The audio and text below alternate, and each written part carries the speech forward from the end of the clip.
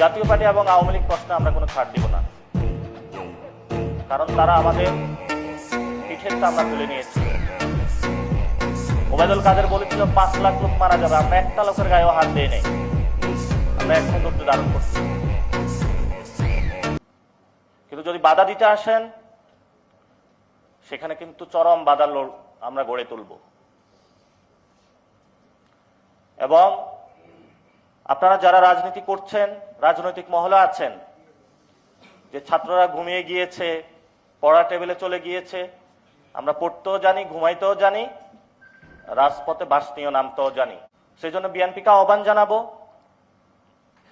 আওয়ামী লীগ এবং জাতীয় পার্টিকে সংসদে নেওয়ার ভুলও কল্পনা করিয়েন না। বিএনপির জন্ম হয়েছিল হ্যাঁ ভোটের মধ্য দিয়ে। বিএনপি যদি না ভোটে স্টিক থাকে, বিএনপির হলো মৃত্যু হবে না ভোটের মধ্য দিয়ে।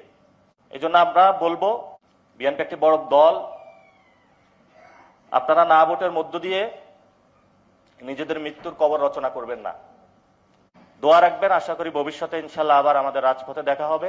রাজপথে লড়াই নামতেছে, সে লড়াই ইনশাল্লাহ দেখা হবে সবার সাথে। আসসালামু আলাইকুম।